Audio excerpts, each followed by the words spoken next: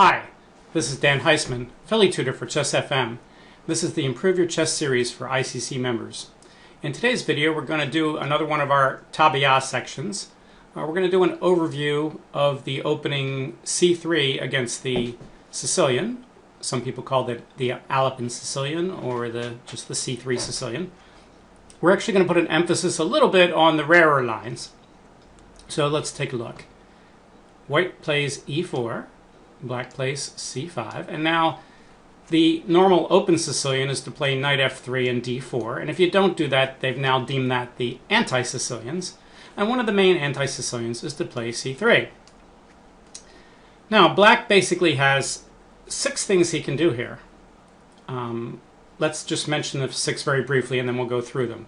One is to play d5, one is to play knight f6, one is to play e6, one is to kind of ignore white and play d6, another is to try to fight with pawns for d4 and play e5, and then there's kind of a modern variation which is g6, d4, c takes, d5. Alright, so let's go back to the position after c3. When I was first taught this, I was taught, okay, well, the white knight can't get to c3 anymore, so what should black do to take advantage of that? And that leads to the 2 main lines. That leads to the move d5. Now, normally, white doesn't mind black playing d5, this kind of break move, in the Sicilian, because he's just going to take the pawn and then attack the queen. The problem is, in the c3 Sicilian, after he takes, which is the main line, and queen takes, there's no knight c3 to attack the queen. And playing c4 moves the pawn twice and creates weak squares on d4 and d3, so you're not going to do that. So the main move here for white is to play d4. And now again, until black takes the pawn and trades the pawns, white's not going to be able to play knight c3.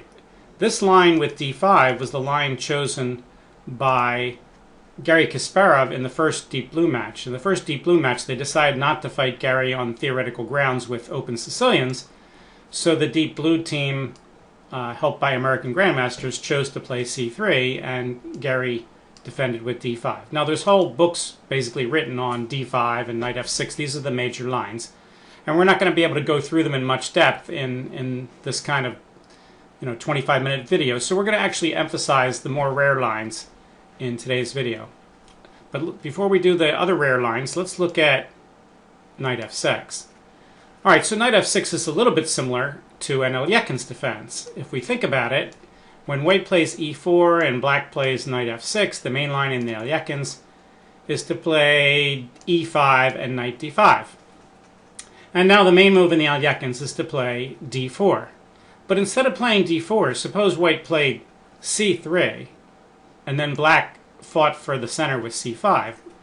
Would white stopping to play a move like c3 be great in that position? And the answer is no, it's a little bit nonsensical.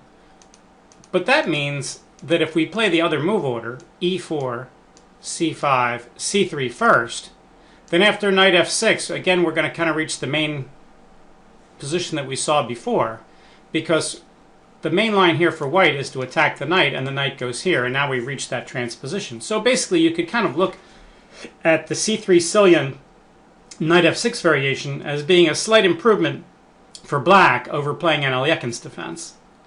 And theoretically, this position is, okay for black. And this is a little bit more complex in some lines than the d5 line, but it all depends on which lines you play.